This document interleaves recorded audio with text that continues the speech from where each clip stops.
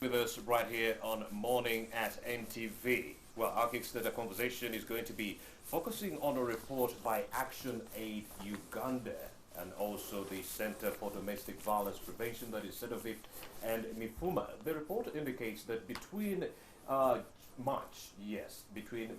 and June this year, there were more cases of domestic violence, especially when the lockdown was instituted.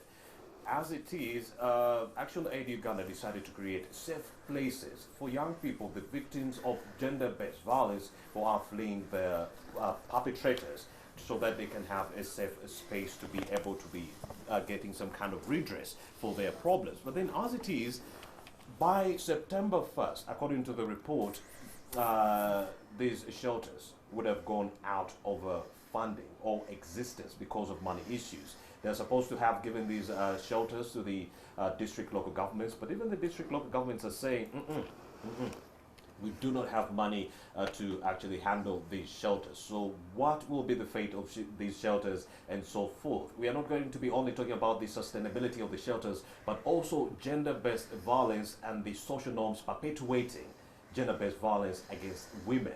Yes, social norms, shared beliefs about others, issues to do with female genital mutilation, when the whole community says, for you to be a woman, you must be circumcised, you must undergo FGM. So all those social norms and so forth, the issue of the shelters are going to be discussed right here on Morning at NTV. And I'm now joined by Mawode Mugisha, the resource person at the Search program. Yes, that has recently run out of money. You're going to be explaining to us what that actually means for the program. And Xavier Ejoyi, the County Director, Action Aid Uganda. And let's start with you, Mr. Xavier. Let us in on the report. I mentioned between March and June, but you started your operations in January. You anticipated most of these problems in January. So let us understand what has been happening between January and June this year as far as GBV cases are concerned. Have they been skyrocketing or going down? Thank you so much, Malcolm, for this opportunity. Romeo, rather, for this opportunity. I'm glad to be here at NTV Morning. First of all, I just want to correct that Action Aid's work on gender-based violence prevention and response dates decades in the early 2000s to date. It's something that Action Aid does in its vision. It's something that is not just projectized, it's actually at the core of its strategy and vision that we go. Funding comes and ends, but the work that we do continues. Along the way, we build partnerships with donors, with government departments, with other civil society organizations, with communities. So Xavier, help us understand, why is GBV an issue and how does it affect young women, girls and so forth? So I just wanted to draw back to that. Between July and December last year, we had about, in our gender-based violence shelters, or the safe physical spaces that we create for survivors of gender-based violence, we had a total of 1,905. But in that in the corresponding 6-month period, which matches with the COVID-19 lockdown period, that number shot significantly to 4,826 cases. Now, which means that the lockdown really increased the number of cases. And that has an effect on the livelihood of women and the survivors, especially on families, but also on the economy. It holds back development. When you have a significant section of your population really facing violence, that is traumatized, that is stigmatized, that is physically in pain, and then it means that they cannot do the things that they ought to do to make their lives, first of all, their families, and by extension, this nation, a country that cares for the people. And so that is really what we're talking about here. And what was the major cause of the rise in the cases? The major cause of the rise of the cases, there are a number of things. There are we saw cases of physical violence, meaning somebody is injured, is beaten, is battered in all the brutal forms that you can imagine. But also we had issues about maintenance. Maybe there's an expectation of provision of food, of finances in the family. That is not happening. We had cases that related to marital relations, sexual violence in the house, which includes rape, it includes defilement, it includes other forms of sexual violence in the community. And then we had issues of land so prominently, you know, where largely the men are saying, okay, this land here, I want to put it on sale for whatever reasons they're going through, but the land belongs to the family. And so any questions about that resulted into other forms of violence, physical, psychological, and even the economic forms of violence where the family is deprived of their means of livelihood. So that's how some of the top really expression of forms of violence during the period that we're talking about. But yeah, it's a deeply entrenched in our society. Gender-based violence is large in Uganda today, and it continues growing. Unfortunately, during the lockdown period, that face of Uganda really manifested prominently. And yet one would have expected that when people are at their homes, they should be living in harmony.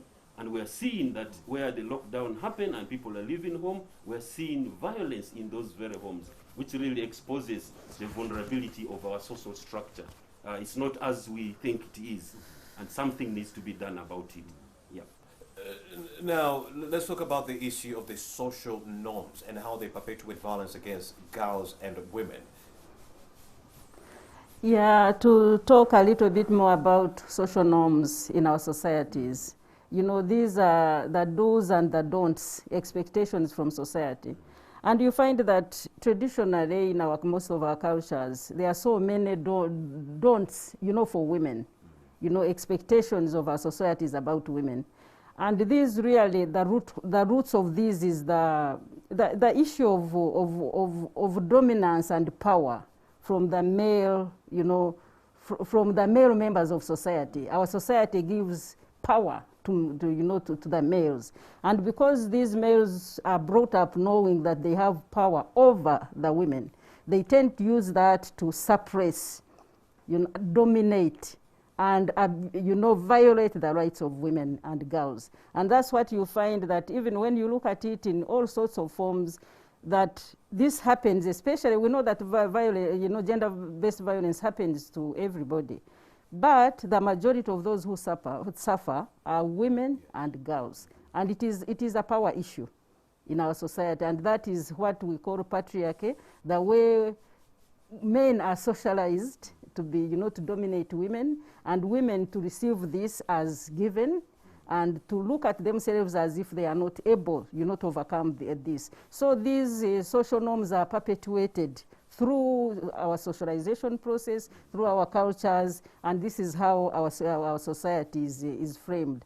And people many times don't realize that they are actually violating rights. But what this program has been working on is to address those social norms, to make people realize that actually by doing certain things, we are violating rights, we are impinging on other people's rights. And this has been, you know, sometimes we think that these things don't change, but there are opportunities for change. We have seen these social norms begin to change. Help us break down some of those social norms. Especially the correlations between the social norms and female genital mutilation. For instance, you know, female genital mutilation, where it is practiced. In this country, we have a few areas where it is practiced in the Sebei region and in Karamoja. And in Karamoja, it is also some parts like Amudat, Moroto, some parts don't have it. So, you know, it is a social norm that is actually imposed on women.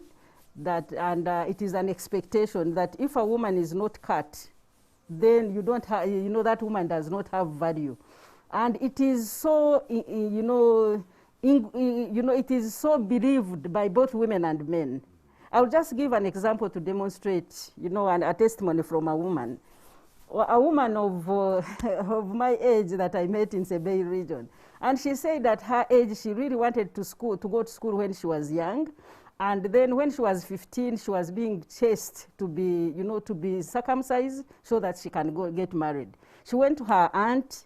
Her aunt said, no, you must be circumcised. She went to her uncle for protection. The uncle said, no, you must be circumcised. She went everywhere because she wanted to continue school. until it was almost impossible for her to get any support to enable her go to school rather than be circumcised and prepared for marriage.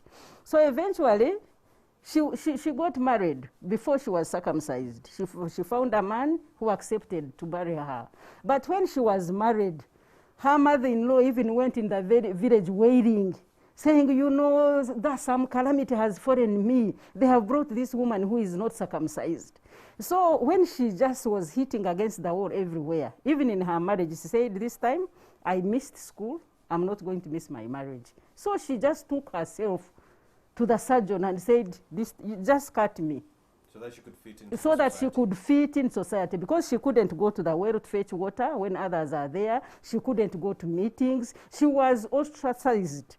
So she didn't belong. And these are the norms that make people like, you know, feel that they have to belong. When you go to places like Amudat, like, you know, Tapach, where we have been working, where Sedovip has been working, and Queen, young women even have songs that try to discriminate those who are not cut. And they put value on those who are cut. You say, look at us, we are cut, we are very important people of society, but for you, you can't draw water here. You are less than, you know, than a woman. You can't. Even according to the investigations that were done by NTV Uganda, we discovered that even the men that were against female genital mutilation preferred women who were cut. I didn't understand the whole back and forth. How do you say, I do not support FGM, yet in your house you have a woman who was cut? All these inconsistencies within members of the public. Yes, how are you addressing all these challenges? Yes, Romeo, the first thing is that, as Maud said, gender-based violence in various forms, including FGM and rape and defilement and physical assault, they take place where the minds of men especially, yes, and generally society has been prepared, and that's what we're calling social norms, to create an expectation that violence is okay. And you've had people joke around it, they undermine the survivors' narratives around it. They're saying, you know what, in society it is fine.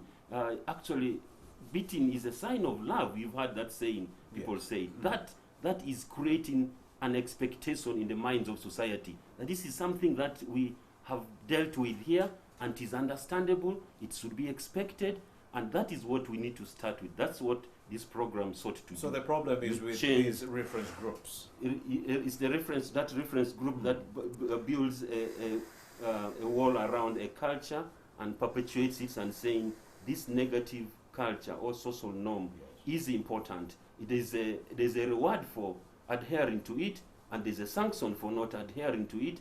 And so in programming, and of course this has taken place over decades, maybe centuries. Now in programming you have to seek to undo that damage that has been done to the mindset of society, to say that this pattern is okay. It happened during my grandparents' time, my parents' time, and so even now it should be acceptable. And so we really try to unpack that and ensure that the society is relieved of that expectation and the burden, especially on women. That presses that oppression of women, even physical battering, is trivialized and shown as a sign of love or something like that. And that is what this program sought to do. You start from there. And of course, because it has been in place for decades, maybe centuries, it means that it's not going to be an easy ride to unpack that, to peel that back, and to ensure that the society itself recognizes that this form of violence, this form of brutality against a section of society needs to end. And we recognize that it's not going to be today is the 1st of September, you wake up on the 2nd of September, it is done. No, it requires some diligent work and approaching people and understanding what actually informs this, and begin to engage with them and begin to make them realize that this is not what our society ought to be. For us to progress, for us to ensure that girls in school, that they're getting employment, yes. that they're having a livelihood, that they're contributing towards the household, that is something that needs to be going deeper into. And indeed, in light of this whole COVID-19 pandemic, it has caused disruptions which wouldn't warrant you to have that physical interaction. that you're looking for, to go to a community and assess where the root cause of the problem is coming from. So many people have resorted to online technology to do their work. So help us understand, as Action Aid Uganda, how has COVID-19 affected your operations? Yeah, COVID-19 really was a major disruption to the work that we're doing, because to do some of these things that we're talking about, you need a physical interaction with different members of society. You need to understand the club or the reference group of men who are perpetuating that. And you need to meet with what in the communities they call the surgeons, but they're really the women who are doing the cutting. You need to interact with them. And you need to understand through different champions. You need to closely interact with survivors and so on. When this happened, we did not abandon survivors.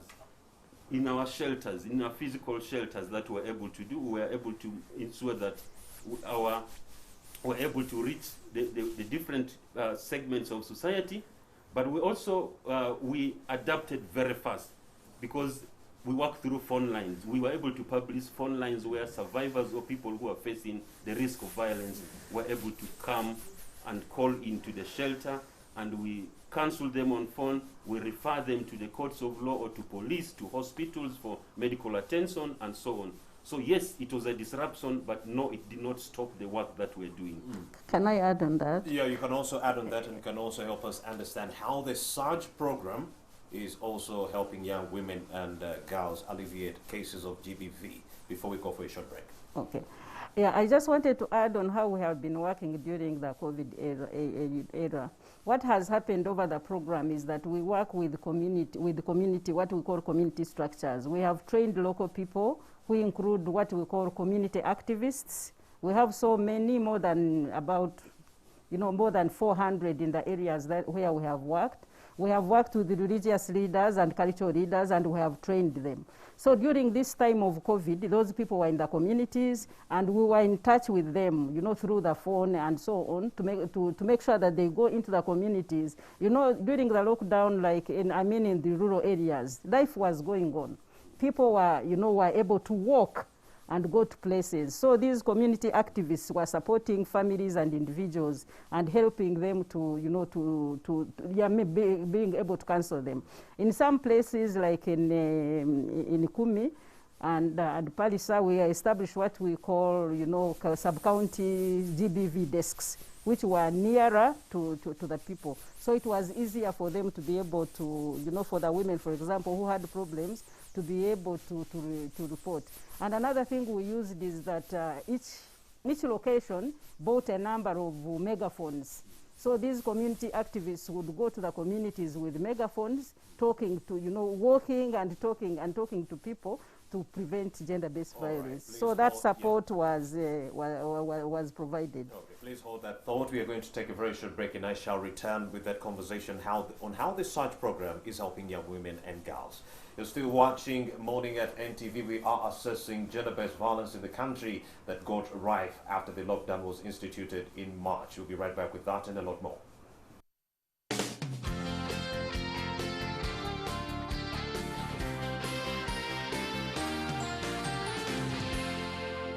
You're watching Morning at NTV.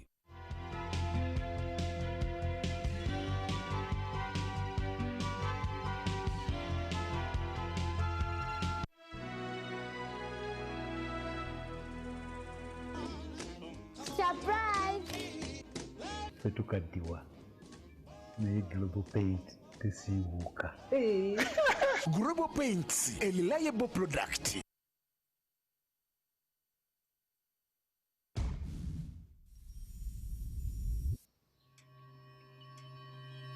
Saying you want the best for them hardly describes it. You think about them 1,000 times a day. You're their best friend. You're their biggest fan. You're his right-hand man.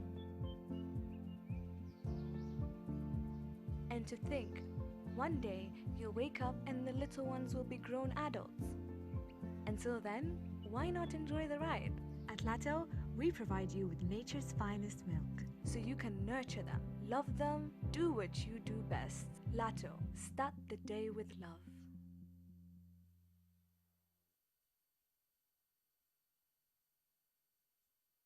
The world is going through an active global pandemic of the coronavirus, which has had governments enact public health regulations to counter the spread of the virus. Under this new environment, communities are leveraging on use of technology to substitute in-person human interaction. This is why CNOC Uganda Limited has found it prudent to use available technology to reach out to its target audience. The e-conference is aimed at enhancing the preparedness of local companies to tap into opportunities in the oil and gas sector, train and develop suppliers and potential suppliers for the oil and gas sector in Uganda. The conference also aims at providing information and guidance to existing and intending suppliers in order to re-energize and reactivate them after the inactivity caused by the COVID-19 pandemic. Do join us on Tuesday, 1st September 2020 at 12 p.m. for the live discussion on NTV and online as we tackle the preparedness of local businesses for the development phase of the oil and gas sector in Uganda. Panelists include Matthew Chaligonza, National Content Manager, CNOC Uganda Limited, Benita Bageire, Founder and Managing Director, Albertine Oil and Gas Services Limited, James Musherure, Senior National Content Officer, Petroleum Authority of Uganda, and Tony Otoa, Executive Director, Stanbic Business Incubator Limited. Organized by CNOC in partnership with JP Wong Energy Limited and Stanbic Bank Incubator.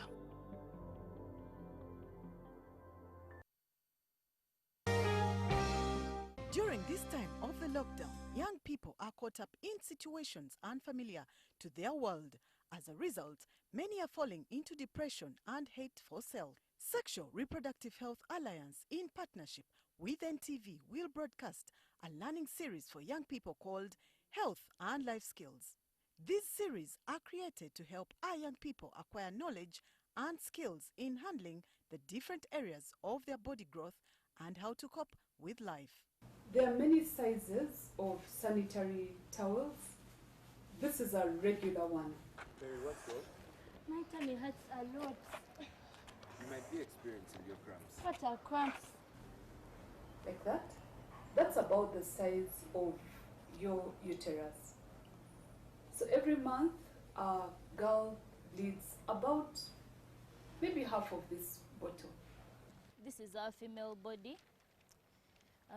And these are some of the changes that happen to the female body during growth and development. So as people are growing up, we need to teach young people to be clean, to improve on their hygiene, so that when they finally grow up, they are responsible and respectable. So whatever happens to you, please remember it's normal. Yes. And because it's normal, it means you can do something about it. And the something you have to do about it is to make sure that you remain safe. Tune in Monday to Friday, 11 a.m. here on NTV. Sexuality Education. Time to talk.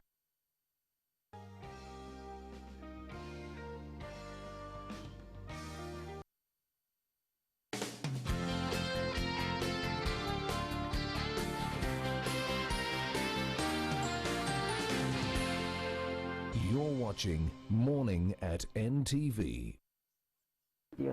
Welcome back and many thanks for staying with us right here in Morning at NTV. We are talking about gender-based violence that got so rife after the institution of a lockdown in March. Up to date, so many women and girls have been victims of gender-based violence because of the lockdown and other measures that were instituted to cap the spread and the contraction of the virus. That is something we haven't quite explored with my two guests right here in studio. How did the lockdown itself exacerbate the violence against women? Let me bring it to you, Ms. Mugisha. Let's talk about that. The lockdown itself that was instituted by government, how did it make things very, very impossible for women, and how did the surge program that you put in place help to alleviate the same problems that were caused? Okay, let me just start maybe where we were before the lockdown. That Uganda has a very high rate of gender-based violence. We are at 56%. That is through the WUBO statistics of 2016. That every woman between the age of 15 to 49 has experienced gender-based violence in her life.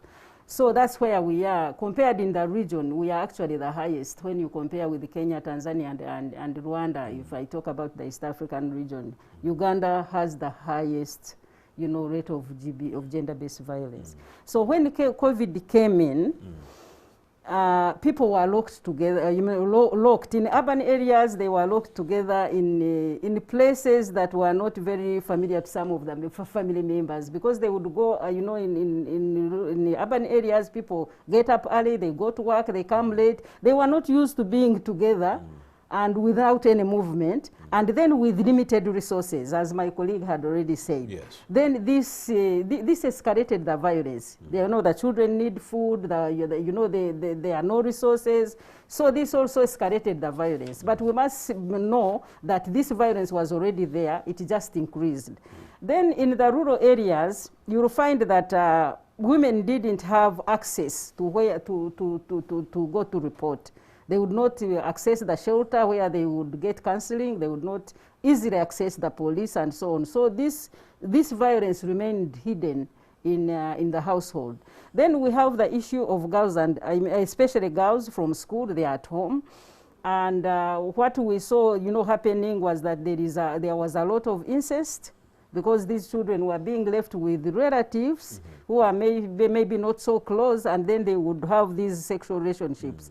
And then we have also recorded high numbers of girls who, you know, like in Busoga region, who got pregnant during this session, this period, which means they are not going back to school unless something happens to some of them, being able to deliver and maybe have another chance by their parents, but most of these girls are not going back to school. So this is how COVID-19 has really made a bad situation worse. All right, Xavier, what are some of the emerging challenges towards these shelters, the GBV, gender-based violence shelters? What are some of the emerging challenges that are affecting Action Aid Uganda and its ability to handle the sustainability of these GBV shelters? So, as I said, the first thing is that the COVID-19 period, that lockdown, that escalated the violence at homes and in different spaces against women and girls is actually a big challenge. As long as we have the current state of issues that we have, I earlier on stated that if you take the 6 months from July to December 2019, if you compare that with the 6 months after that period, which is from January to June, the number of cases more than doubled. We are talking about in the period before, we had 1,905 cases recorded in the 13 shelters that were running under this program. That number rose to 4,826. The people who ran to the shelters and then alerted the authorities at the shelters. The people who reported to the shelter seeking for help, whether it is medical, whether it is legal aid, whether it is psychosocial support or counseling. The shelters provide safe spaces for people to report. And those, some of them are accommodated for a few days, a minority of them. But this is the number of people who were seeking for help and they reported to the shelters. So let's talk about the emerging issues from those shelters. Yeah. We also hear that you're running out of funding for these shelters. Help us understand and demystify. So it is the project that was running. A project, by its definition, comes to an end. Today? Yes, the project ended yesterday. So this project comes to an end. And so it's not that we're running out of funding like the funding disappeared. No, this is from the onset. As an organization, Action Aid runs with funding. So the shelters will continue running? The shelters are continuing running, but right now we are actually working with modalities of within Action Aid, within district local government, within government at the central level, at Ministry of Gender, Labour and Social Development. How do we carry on this work? And even looking for additional funds to ensure that we expand this work across the country, because we're only in 13 districts. 13 districts is a drop. If violence is happening, there are 135 districts. It means that something needs to be done at each and every part of this country to prevent and respond to violence. And so that is one key thing, that the partnerships that we establish, funding partnerships, but collaboration with different actors in communities, in local governments and in the ministries, with faith-based organizations, to ensure that this work continues. So that concerted effort is what we're really looking at championing going forward. Yes, funding is part of it, but it's not the only part of that.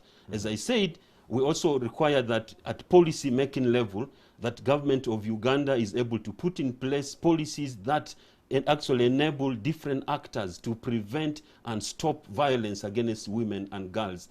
And some of those include actually laws and policies that help people to report safely, that ensures that government agencies such as the Justice, Law and Order institutions are able to pick up cases that are criminal in nature, prosecute them, and punish the perpetrators of violence, as well as those organizations that are able to provide counseling and safe spaces and listen and help rebuild economic livelihoods of survivors of gender-based violence, that they're in place and they are supported. For example, government has fundings in place for different groups, including women. To what extent is this actually accessible to survivors? And that is something that at policy making level we want to see done, and want to ensure that government is resourcing its key ministry that addresses issues such as this. That's the Ministry of Gender, Labour and Social Development. So those are some of the challenges that we have emerged in. But finally, I want to say that one of the key things, and this is an appeal that I really want to make to Ugandans out there, is that this COVID-19 period has exposed our social structure. It shows that the homes that we rent to, that we thought were able to shield us from violence, is not actually shielding us. The heroes turned out to be the villains. When we were locked up, we started seeing a surge in the cases. And therefore, I think that it is important for every facet of, whether it is religious, social, cultural, family level, we need to evaluate what values do we stand for. Are we allowing, are we permitting violence against women and girls to happen in the communities? So this is something that has been exposed through this process. All right. Ms. Mugisha, could it be the fact that we are seeing so many cases of domestic violence, could it be that it's because government focused solely on putting in place measures that can cap the contraction and spread of COVID-19, in that most of the focus was on COVID-19 and not alleviating the effects, which is domestic violence and so forth? Because we noticed in 2019, Mrs. Xavier and Ms. Mugisha, we noticed that 360 people, yes, 360 people died as a result of domestic violence. Now, this year, between January and May, that number was around 161 people who died as a result of domestic violence, and the projections put that number at 480 people who are projected to die from domestic violence.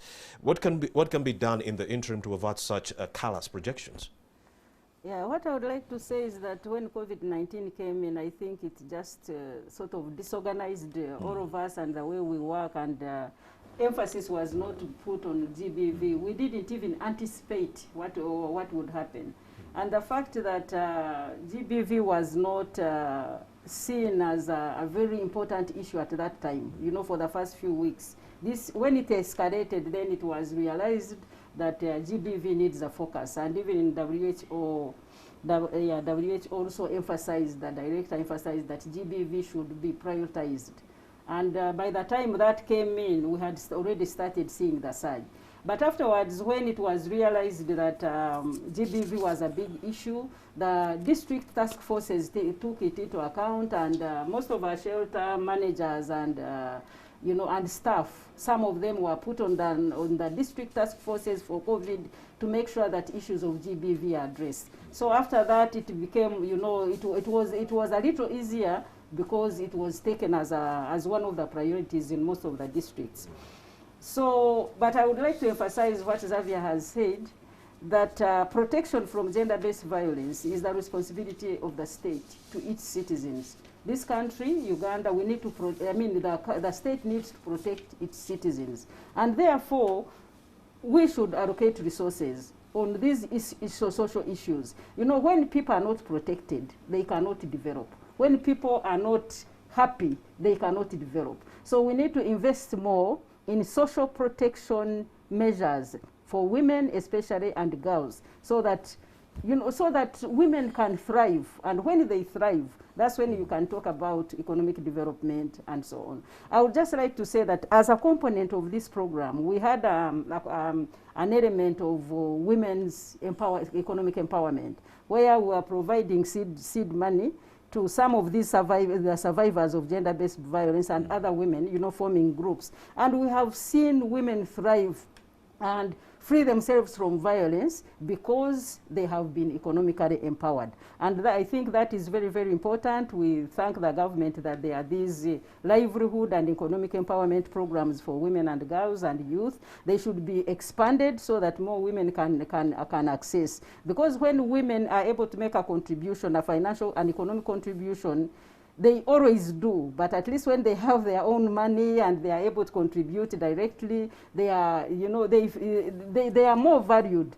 Because we find that, for example, in places where we have been, where Action Aid and Mifumi, the SAGE program, has supported women to start income-generating projects, we see that it has helped the men also to come on board and support their women. And we found it very, you know, really deep. We found the men saying, it is, you know, for the first time, some of us have been told that what we are doing is wrong, that we need to support our women, that we should not use violence, but we should support our women to have a more progressive family. So we find that this is very, very important, and the state should put more resources. And maybe just... All right, let's leave it at that. We've run out of time. We have a little bit, like 3 minutes, that I would like to accord to Mrs. Xavier as we wrap up. Mrs. Xavier, we recorded some 13,693 domestic violence cases in 2019. That number has been around 4,809 between January and May of 2020. And according to the projections I've been reading, that number might go up to 14,000.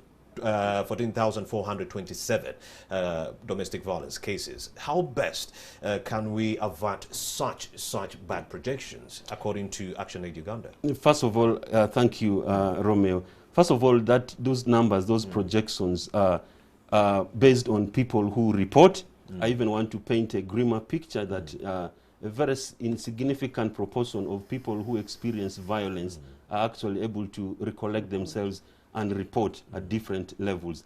That said, the figures are likely to be worse than what we're seeing from police statistics and even from ourselves, where I said the numbers that we have are from 13 shelters. They don't cover the entire country. So the point I'm making is that there are more people who are going through this violence quietly and unreported. So in a nutshell, how do we avert this situation in like a minute? How we avert this situation, number one, is for everyone, and I want to speak to people who are listening to me and viewing out there, that as a man, first of all, we need to disown violence. We need to come to that realization that violence impairs not just our families, not just our sisters, our daughters, and our mothers. It actually affects humanity. It removes humanness out of them. And I think that we need to rise up and stop that and put an end to violence. That is where it all starts. And you have a responsibility. You have individual responsibility as a family, as institutions, whether you're working for the state, in different institutions, in the judiciary, in the Ministry of Gender, in the districts, you have a role. As NGOs, we have a role. As faith-based organizations, mosques, churches, and synagogues, we have a responsibility. So let's take this responsibility seriously. Let's start by putting an end to it, and we put that by starting to come public about it and disown violence against women and girls. All right. Yeah. Very, very, very wonderful argument by Mr. Xavier. Ms. Mugisha, thanks for having made the time to speak to NTV. Thank you both for coming. Thank you. The contentious conversation has been centered around gender-based violence. We need to do more to avert more resources to helping young women and girls alleviate some of the challenges that have been posed by gender-based violence as a fact. My name is Romeo Busiku, and unfortunately we've come to the end of the show, but I'm leaving you with this interview that was done by my reporter Stephen Mbide with Dr. Monica Musenero, the Presidential Advisor on Epidemics. A very good morning.